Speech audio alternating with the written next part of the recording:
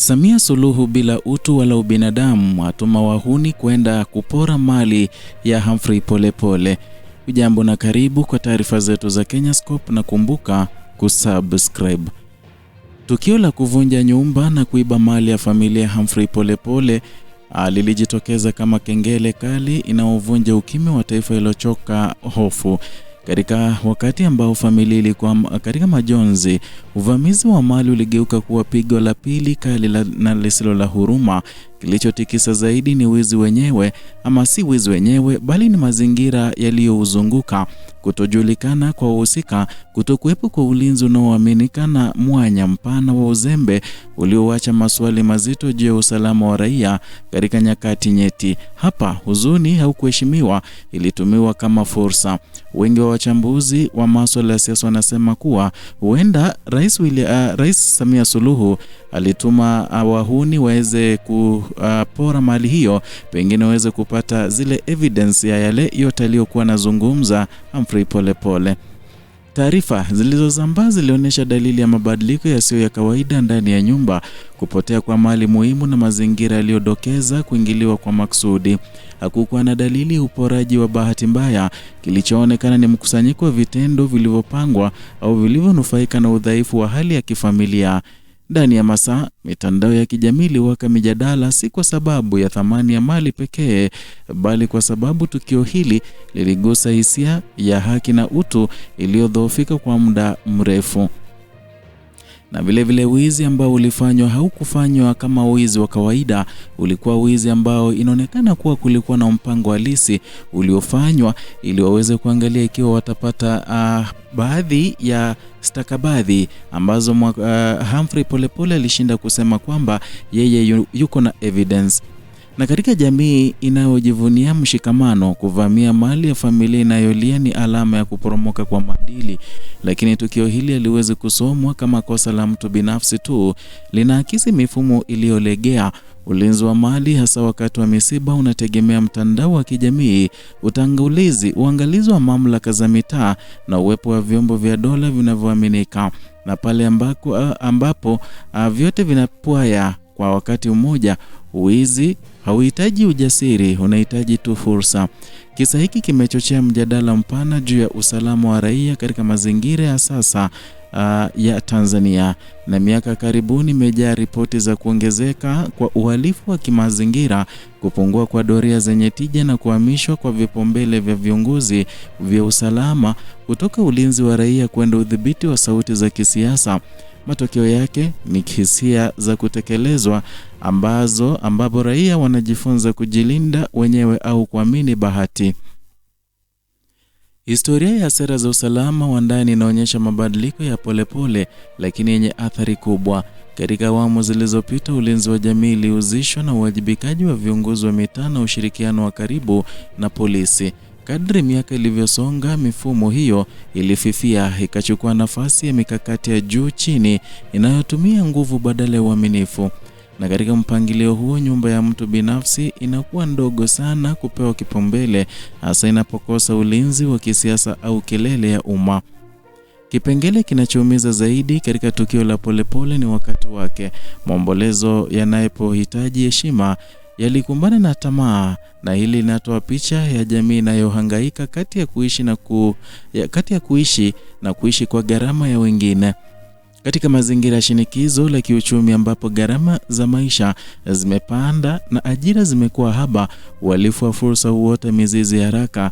Na hata hivyo, kuelewa sababu hakumaanishi kuhalalisha kitendo, kunamaanisha kulenga chanzo badala ya dalili. Uwajibikaji wa vyombo vya dola unaibuka kama muhimili mkuu wa mjadala. Uchunguzi wa haraka wa kina na unaoonekana ni muhimu kurejesha imani. Kinyume chake, ucheleweshaji wa ukimya huchochea dhana ya kwamba mali ya raia iko katika bahati nasibu.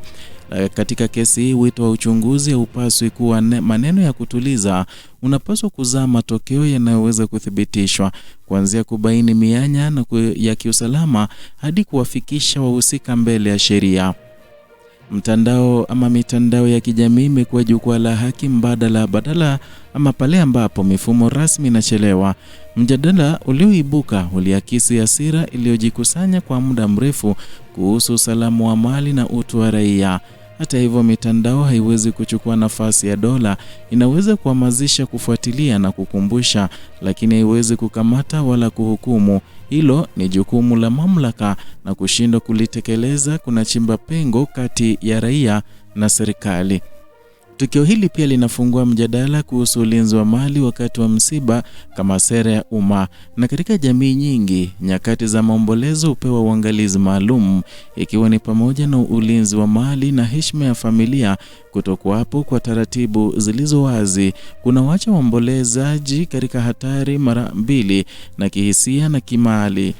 Kuanzishwa kwa miongozo ya kitaifa, ushirikiano wa serikali za mitaa na uhamasishaji wa jamii kunaweza kupunguza hatari hizi kwa vitendo, si kauli.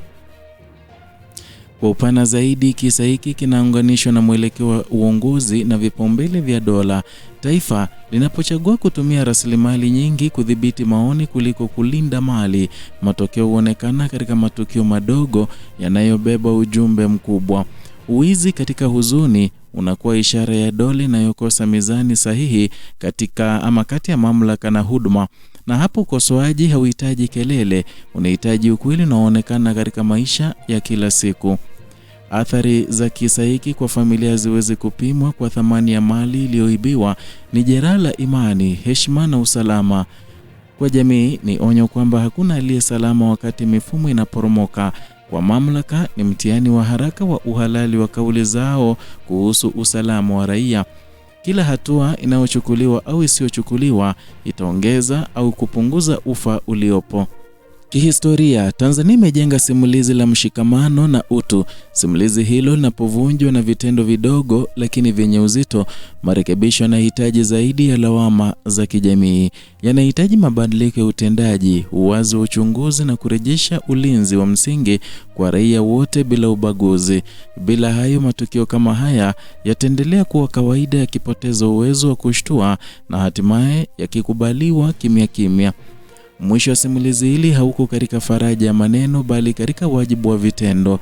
Mustakabali wa Tanzania unategemea uwezo wake wa kulinda raia katika nyakati zao dhaifu zaidi. Ukimya mbele ya uwizi unatumia huzuni kama ngazi ya ridhaa isiyoandikwa. Hofu inayozuia uwajibikaji hujenga taifa lisilo salama kwa wote. Na leo ni nyumbani ya familia moja, kesho inaweza kuwa ya mwingine. Wakati haki inapocheleweshwa, basi jamii hulipa gharama kwa pamoja. Na Tanzania inasimama katika kivuli cha chaguo hilo, na gharama ya kutochagua uwajibikaji itaandikwa katika maisha ya kila siku ya raia wake.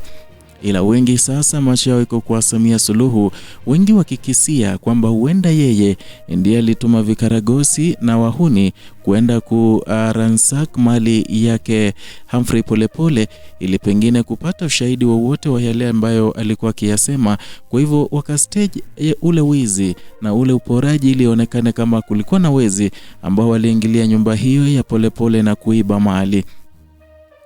Ndio hayo tuliokuandalia kutoka hapa Kenyascope, channel yako pendwa inayokuletea taarifa hizi bila kupindisha, bila kuegemea upande wowote. Zidi kutufuata kwa kusubscribe, kulike na kushare video zetu.